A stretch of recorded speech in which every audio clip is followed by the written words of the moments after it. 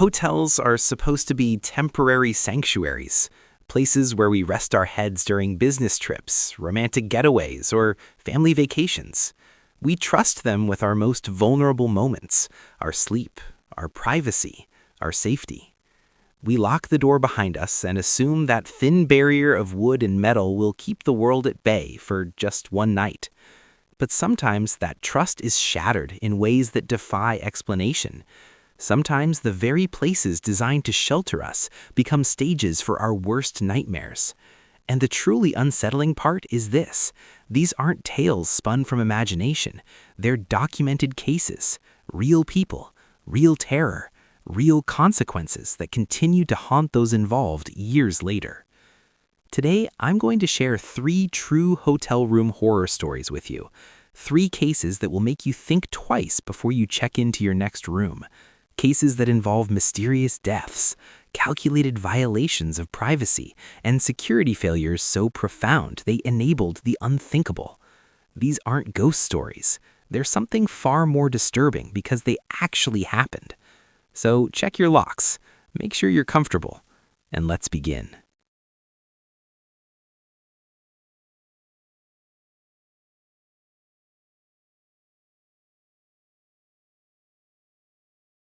On January 26, 2013, a 21-year-old Canadian student named Elisa Lam checked into the Cecil Hotel in downtown Los Angeles. She was traveling alone, taking a solo trip down the West Coast to explore cities like San Diego, Los Angeles, and Santa Cruz. Her parents, back in Vancouver, British Columbia, were understandably nervous about their daughter traveling by herself, but Elisa was determined. She was an adult, after all, eager to experience the world on her own terms. The Cecil Hotel, also known as Stay on Main after a partial rebranding, was not the kind of place most tourists would choose. Located near Skid Row, the hotel had a reputation that preceded it. Built in 1924 with grand aspirations of hosting international businessmen and social elites, it featured a marble lobby, stained glass windows, and ornate architectural details that spoke to its once glamorous past. But the Great Depression hit just 2 years after it opened, and the surrounding neighborhood deteriorated rapidly. What was meant to be a destination hotel became a haven for those society had forgotten. By the time Elisa checked in, the Cecil had accumulated nearly a century of dark history. The building had been home to at least 16 documented suicides and murders. Serial killer Richard Ramirez, known as the Night Stalker, had lived on the top floor for $14 a night during his killing spree in the mid-1980s. Another serial killer, Jack Unterweger from Austria, stayed there in 1991 while in Los Angeles on assignment, during which time he killed 3 sex workers. The hotel's former manager would later state that police received between 1 and 3 911 calls from the Cecil every single day. Incidents ranged from drug overdoses to assaults, stabbings, and people jumping from upper-floor windows. But Elisa likely didn't know the full extent of the hotel's history when she checked in. Budget-conscious travelers often booked rooms there because the prices were cheap and the location was relatively central to downtown attractions. Elisa was assigned to a shared room on the 5th floor initially, a cost-saving measure for solo travelers. Within 2 days, hotel management moved her to a private room. Her roommates had complained about what the hotel's lawyer would later describe as certain odd behavior.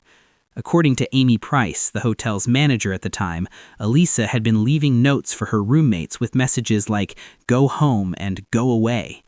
She had also locked the door to their shared room and required a password for entry, which understandably made her roommates uncomfortable. The hotel staff, familiar with all manner of unusual guest behavior, accommodated the move without much question. But the odd behavior didn't stop. A few days before she disappeared, Elisa attended a live taping of Conan O'Brien's show in nearby Burbank. Security escorted her off the premises due to disruptive behavior, though specific details of what she did were never publicly disclosed.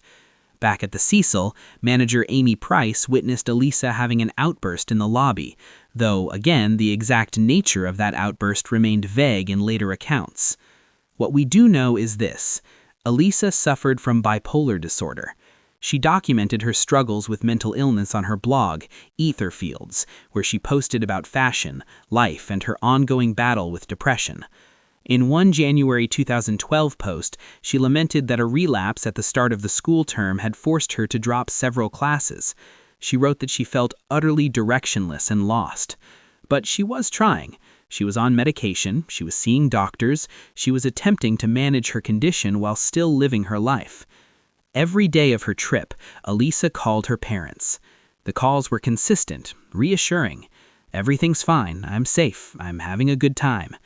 Her parents marked January 31st, 2013 on their calendar. That was the day Elisa was scheduled to check out of the Cecil and head north to Santa Cruz, the next stop on her journey. January 31st came and went. The phone didn't ring. Her parents waited, growing more anxious with each passing hour. When night fell in Vancouver with still no word from their daughter, they contacted the Los Angeles Police Department. Elisa Lam was officially reported missing. The LAPD began their investigation immediately. They searched Elisa's room at the Cecil and found all of her belongings still there. Her wallet, her identification, her laptop, her luggage, everything. She hadn't checked out, she hadn't packed, she had simply vanished. Officers brought in search dogs and combed through the hotel, floor by floor.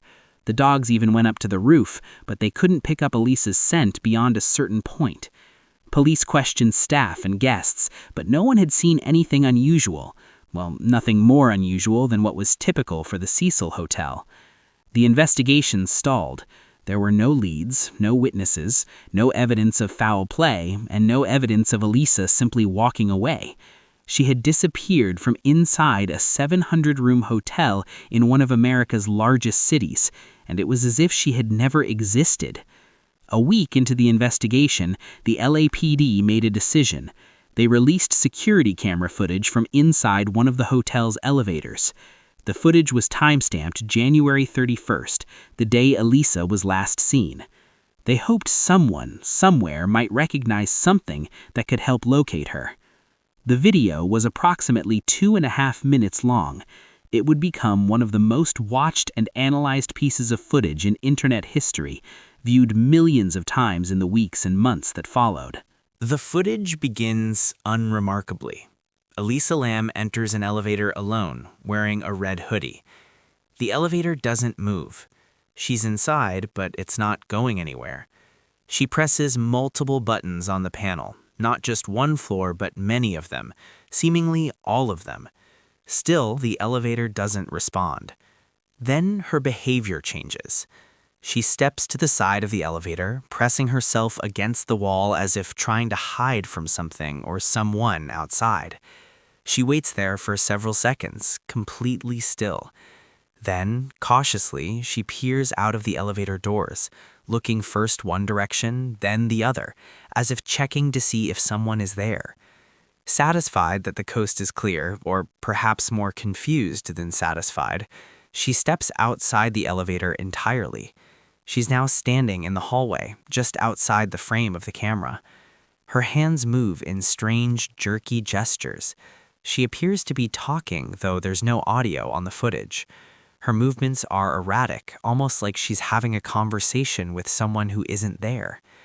Then she steps back into the elevator. She goes to the panel again and presses more buttons. Nothing happens. The elevator still won't move. She steps back out into the hallway. This cycle repeats, in and out, pressing buttons, looking around, making gestures with her hands near her head, counting on her fingers at one point.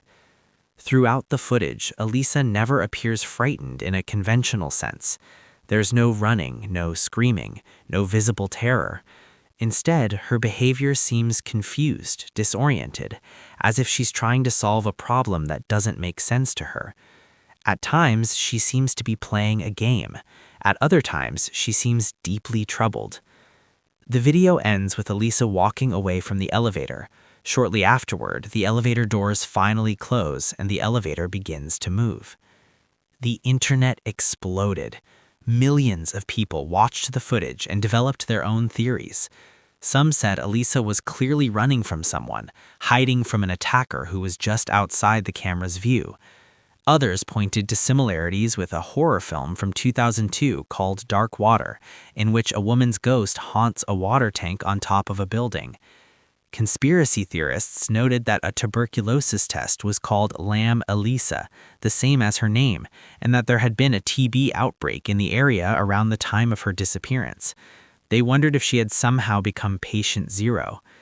More paranormal-minded observers said Elisa was playing the elevator game, a ritual popular in South Korea where participants press buttons in a specific sequence to supposedly travel to another dimension. They said her strange gestures were part of the ritual and that she had succeeded in opening a doorway to somewhere else. But mental health professionals who watched the footage saw something different. They saw a young woman in the midst of a psychological episode, possibly manic, possibly experiencing psychosis. Her behavior, while unusual to the average observer, wasn't inexplicable if you understood bipolar disorder and the kinds of breaks from reality that can occur when someone isn't taking their medication properly. The elevator's failure to close could have been because she pressed so many buttons, or because someone was holding a call button on another floor, though investigators never conclusively determined why the elevator malfunctioned in that particular way. Still, the footage provided no answers about where Elisa had gone. The investigation continued. Her parents flew to Los Angeles to help search. They printed flyers and distributed them throughout downtown. Media coverage intensified. Elisa Lam became a national story, then an international one. But days passed, then weeks, and there was still no sign of her. Then, on February 19, 2013, nearly 3 weeks after Elisa was last seen, guests at the Cecil Hotel began complaining about the water. The complaints were consistent: low water pressure, strange taste, odd color. Some guests described the water as black or dark-colored. Others said it tasted funny, almost sweet in a way that water shouldn't taste. One guest reported that after showering, their skin felt strange, almost slimy. Hotel maintenance was called to investigate. A worker named Santiago Lopez was sent to the roof to check the water tanks. The Cecil had 4 large cisterns up there, each holding about 1,000 gallons. These tanks supplied water to every room in the hotel, to the kitchen, to the coffee shop. Santiago climbed the ladder to the roof. It was a restricted area, accessible only by hotel employees or by climbing a fire escape on the exterior of the building. To reach the water tanks themselves, you had to climb onto a platform and then scale a 10-foot ladder attached to the side of one of the cisterns. The tanks had heavy metal lids that required significant strength to lift. Santiago opened the first tank. The water level looked normal. He moved to the second tank and opened it. He saw something floating inside. At first, it didn't register. Maybe it was debris, something that had fallen in. But as his eyes adjusted to the darkness inside the tank and the shape became clearer, Santiago realized he was looking at a human body. He climbed down and called for help. Police and fire department personnel arrived. They confirmed what Santiago had seen. Using specialized equipment, they carefully removed the body from the tank. It was Elisa Lam. She was found floating face up in the water, completely naked. Her clothes and belongings were found in the tank with her, floating nearby, covered in what was described as a sand-like substance. Her wristwatch and her room key were also in the water. The Los Angeles County Coroner's Office conducted an autopsy. Elisa had been in the water for approximately 19 days. Decomposition had begun, which complicated the examination, but there were no obvious signs of physical trauma, no broken bones, no defensive wounds, no indication that she had been attacked or struggled with another person before her death. Toxicology reports showed that Elisa had taken at least one of her antidepressant medications the day she died. She had taken her second antidepressant and mood stabilizer recently, but not that same day. And critically, she had not taken her antipsychotic medication recently. This pattern suggested her medication compliance was inconsistent, which mental health professionals note could explain the erratic behavior captured on the elevator footage. When someone with bipolar disorder stops taking their antipsychotic medication, it can trigger episodes of mania or psychosis, potentially leading to paranoid thinking and impulsive decisions. There were no illegal drugs in her system, no alcohol, nothing to suggest she had been drugged or poisoned by another person. The coroner ruled her death an accidental drowning, with bipolar disorder listed as a significant factor. But that ruling, while official, did little to answer the questions that haunted everyone who had followed the case. How did Elisa get to the roof? How did she climb onto the water tank platform? How did she scale the 10-foot ladder? How did she open the heavy metal lid? And perhaps most confusingly, why did she remove all her clothes? Police noted that the rooftop access door was locked and alarmed. If someone opened it, hotel staff would have been notified, but there were no records of the alarm being triggered around the time of Elisa's disappearance. The fire escape on the exterior of the building offered another possible route to the roof, but it would have required climbing up the side of the building in view of the street below. While it's conceivable that Elisa could have used this route during late-night hours when foot traffic was minimal, investigators noted it would have been a challenging climb, particularly for someone in psychological distress. And then there was the water tank itself. The lid was heavy. Multiple people who examined it after the fact confirmed that it required considerable strength to lift. The maintenance worker who discovered Elisa's body later testified that the lid was open when he found it, though some initial reports stated it had been closed. The exact position of the lid remains one of the case's minor mysteries, though this discrepancy could simply reflect the confusion and trauma of the discovery moment. As for her clothes being in the tank with her, investigators theorized that Elisa may have stripped while inside the tank, perhaps because the wet clothing was weighing her down as she tried to stay afloat. Another possibility, according to forensic experts, is that hypothermia was setting in, which can cause a phenomenon called paradoxical undressing, where people remove their clothes due to confused thermoregulation in the body. The official theory, the one investigators eventually settled on, was this: Elisa experienced a manic episode or psychotic break, likely exacerbated by not taking all of her medication consistently.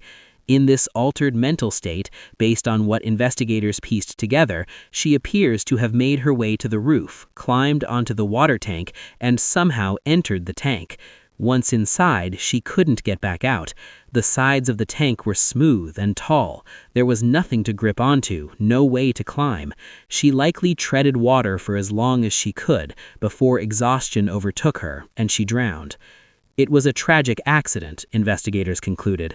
A young woman suffering from mental illness, alone in an unfamiliar city, staying in a hotel with a dark history, who made a series of decisions while not in her right mind that led to her death. But many people don't accept that explanation. They point to the unanswered questions, the physical impossibilities, the eerie coincidences. They argue that something more happened, something darker, something that was never fully investigated or understood. Elisa Lam's parents filed a wrongful death lawsuit against the Cecil Hotel, arguing that the hotel had failed to maintain a safe environment and had not properly secured access to the roof and water tanks. The hotel defended itself, and the case was eventually dismissed in 2015. The Cecil Hotel closed for renovations in 2017 and hasn't reopened as a traditional hotel since. Plans were announced to convert it to affordable housing, a different kind of refuge for a different kind of resident. But Elisa Lam's story didn't end with her death, or with the closing of the hotel. Her case became one of the most discussed unsolved mysteries of the 20th.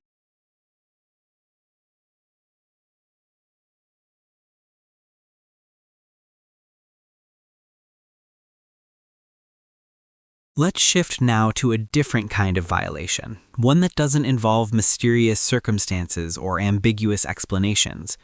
This is a story of calculated predation, of a man who turned his obsession into a crime, and of a hotel that failed to protect one of its guests in the most fundamental way possible. The year was 2008. Erin Andrews was at the height of her career as a sideline reporter for ESPN. At 30 years old, she was one of the most recognizable faces in sports journalism, traveling constantly to cover college football and basketball games across the country. Hotel rooms had become a second home to her, temporary spaces between airports and stadiums, places to rest and prepare for the next broadcast. In September of that year, Erin was in Nashville, Tennessee to cover a Vanderbilt University football game. ESPN had booked her a room at the Nashville Marriott at Vanderbilt University. It was a standard business arrangement, the kind of hotel stay she had made hundreds of times before. Check in, get some rest, do the job, check out, move on to the next city. She didn't know that a man named Michael David Barrett had been tracking her movements for months. Barrett, 47 years old at the time, was an insurance company executive from Illinois. On paper, he seemed like an ordinary middle-aged man. He had a job, a home, a relatively normal life.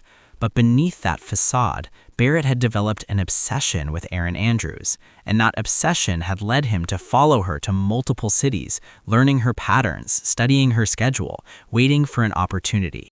Barrett had attempted this same scheme before at other hotels where Erin was staying. He would call the hotel from a house phone in the restaurant or lobby and ask to be connected to Erin Andrews' room. He wouldn't say anything when the phone rang. He wasn't trying to talk to her. He was watching the phone system display behind the front desk, waiting to see which room number appeared on the screen when the call was transferred. Once he had her room number, he would request the room directly adjacent to hers. Sometimes hotels would accommodate this request without question. Other times they would ask why he needed that specific room, and he would make up an excuse. He was familiar with the layout, he'd say, or he'd stayed in that room before and liked it. At the Nashville Marriott, his request was granted without issue. Michael David Barrett was given the room right next to Erin Andrews. The hotel made no attempt to verify his identity beyond checking his credit card. They didn't ask why he wanted that specific room. They didn't notify Erin that someone had requested to be placed next door to her. These were not standard security protocols then, and in many hotels, they still aren't standard security protocols today. Once Barrett was in his room, he prepared his equipment. He had brought tools with him, a hacksaw specifically. This wasn't a spur-of-the-moment decision or a crime of opportunity. This was premeditated, planned, methodical. While Erin was out of her room, Barrett used the hacksaw to alter the peephole in her hotel room door.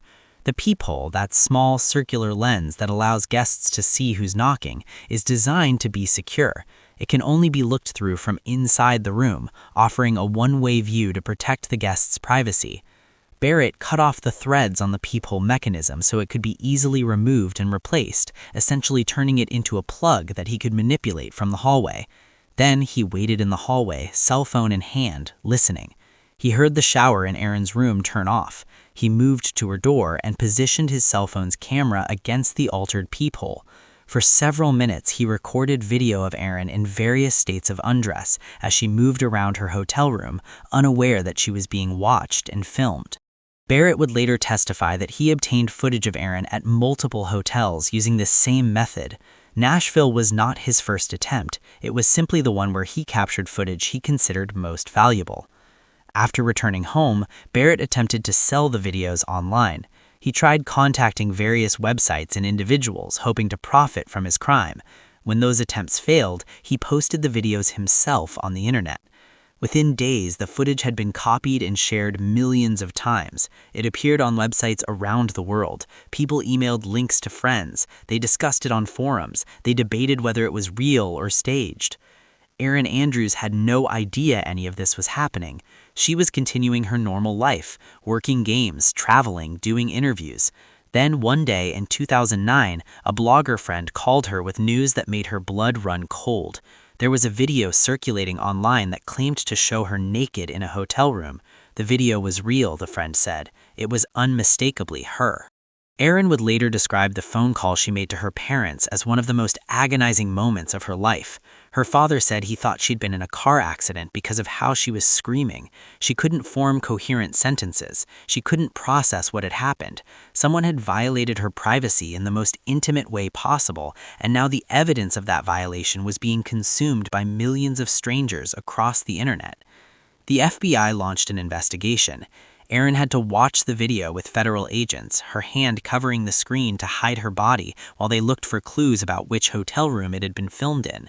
The experience was humiliating beyond words. She felt violated all over again, forced to relive her trauma in front of law enforcement officers she'd never met. Eventually, the investigation identified Michael David Barrett. Phone records, credit card receipts, hotel reservation logs, all the digital breadcrumbs of modern life led authorities to his door. He was arrested in October 2009 and charged with interstate stalking. In federal court, he admitted to his crimes, pleading guilty to altering peepholes and recording Erin without her consent.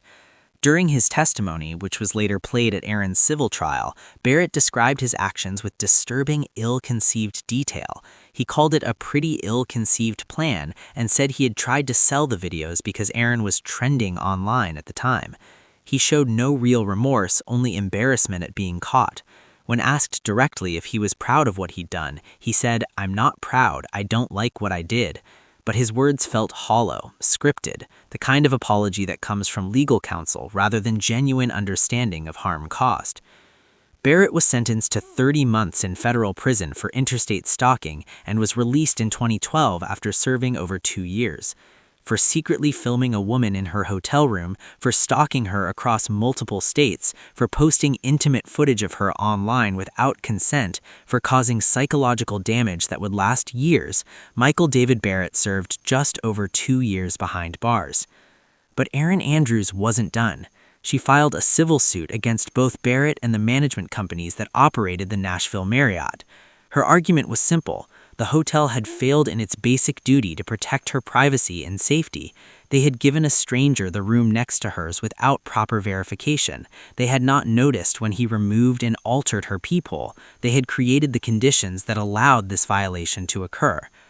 The trial took place in 2016, 7 years after the initial crime. Erin took the stand and testified about the ongoing trauma she experienced. She described suffering from depression, anxiety, and panic attacks on a daily basis. She talked about the moment she learned the video existed, the sick feeling of watching millions of people consume footage of her most private moments. She explained that it wasn't just the initial violation that hurt. It was knowing the video would exist forever, floating around the internet, impossible to fully remove, liable to resurface at any moment. During the trial, the hotel's defense team tried to minimize their responsibility. They argued that Barrett was a criminal, that he had deliberately deceived them, and that no security system could prevent a determined stalker from carrying out such a plan. They pointed out that peephole alteration was not a commonly known method of hotel room surveillance at the time, and that they couldn't have reasonably anticipated such a specific threat. But Erin's legal team presented evidence that the hotel had been negligent in multiple ways. They showed that Barrett's request for the room next to Erin's should have raised red flags, especially since he had no legitimate reason to be in that specific location. They demonstrated that the hotel had no protocols in place to monitor for peephole tampering or to protect high-profile guests. They argued that hospitality industry standards required hotels to safeguard guest privacy and that the Marriott had failed to meet those standards. The jury deliberated and reached a verdict. They found both Michael David Barrett and the hotel management companies liable for Erin's suffering. They awarded her $55 million in damages, 51% of which was assigned to Barrett and 49% to the hotel. It was a massive award, one that sent shockwaves through the hospitality industry. The actual amount Erin would see was far less than $55 million, of course. Barrett had limited assets, and collection from him would be minimal at best. The hotel's portion was subject to appeals and negotiations, but the symbolic victory was immense. A jury had looked at the evidence and concluded that a hotel bore nearly equal responsibility with the stalker himself for what had happened. They had failed to protect their guest, and that failure had consequences. In interviews following the verdict, Erin spoke candidly about the lasting impact of Barrett's crime. She said she still struggles with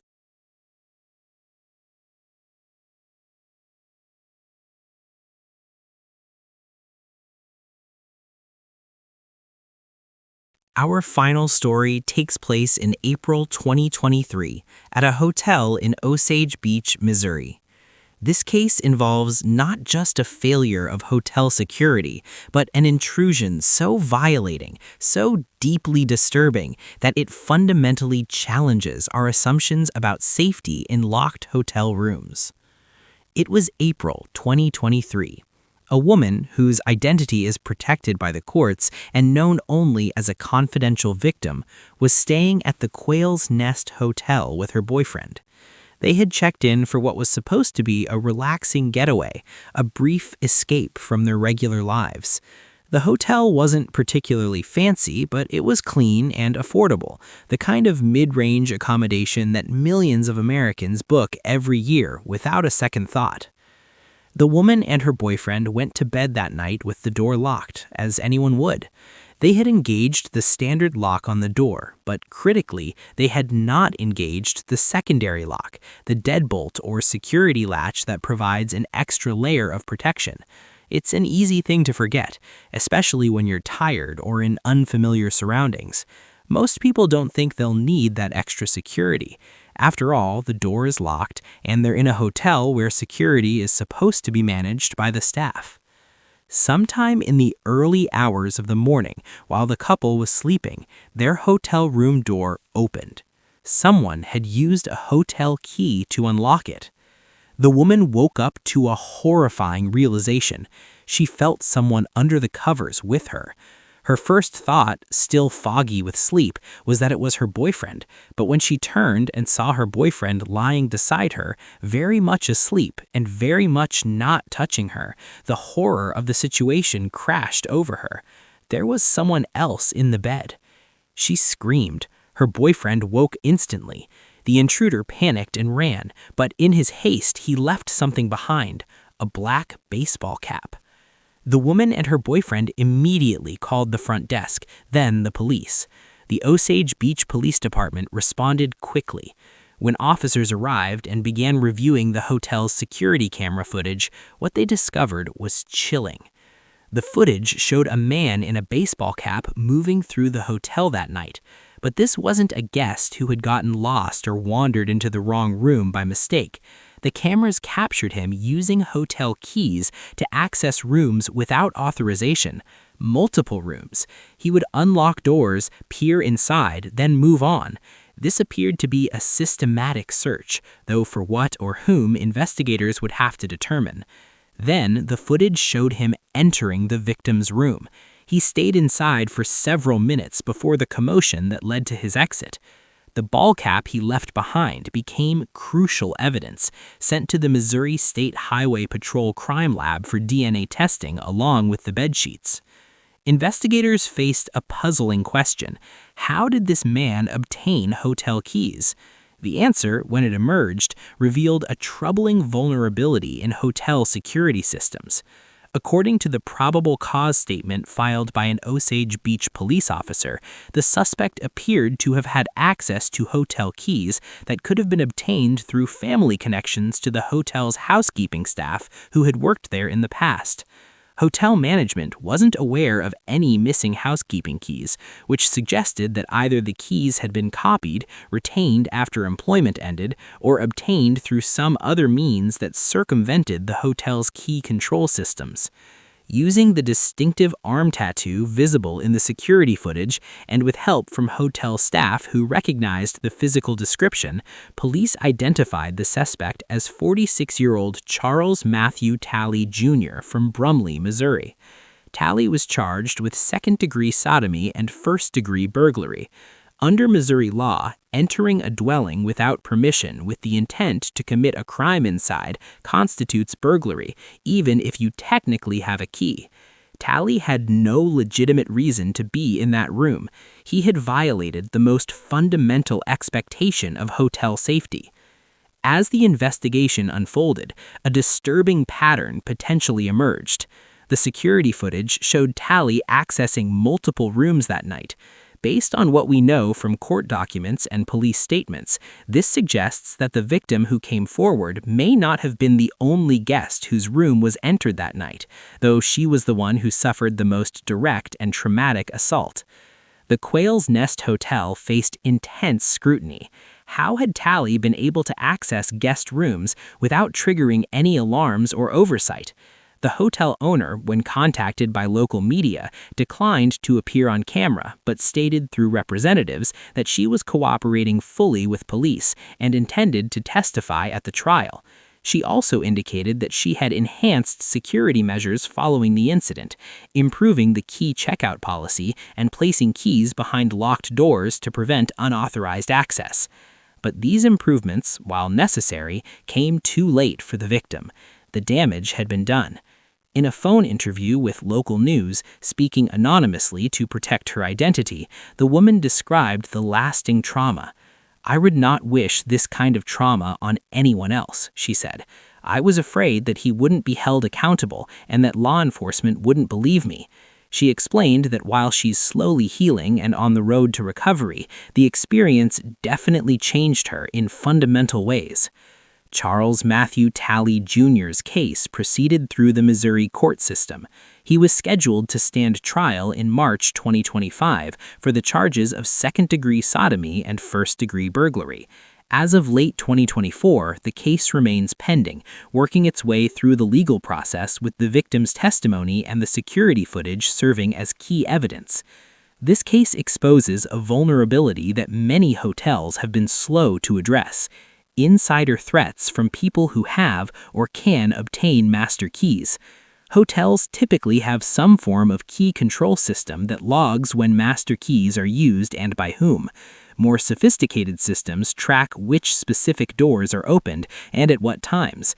But these systems are only effective if someone is actively monitoring them and if there are consequences for suspicious activity. And they're completely useless if... So that's it. 3 true hotel room horror stories. 3 cases that reveal how vulnerable we are when we travel, how much we're forced to trust systems and strangers, and how devastating it can be when that trust is misplaced or betrayed. These stories matter. They matter because the people at their centers are real human beings who deserve to be remembered as more than just victims or cautionary tales. They matter because they reveal systemic failures that need to be addressed. And they matter because they teach us about the world we live in, about the risks we face, and about the importance of vigilance even in spaces that seem safe. The next time you check into a hotel room, take a moment. Lock the deadbolt. Check the peephole. Look around. Be aware. These simple actions take just seconds, but could make all the difference if you're ever in a situation where your safety is threatened. And if you enjoy true horror stories like this, please hit that like button. Subscribe to the channel for more deep dives into true stories that reveal uncomfortable truths about the world around us. Leave a comment letting me know which case affected you most, or if you have your own hotel horror story to share. I read every comment, and I appreciate each one of you who takes the time to engage. Stay safe out there.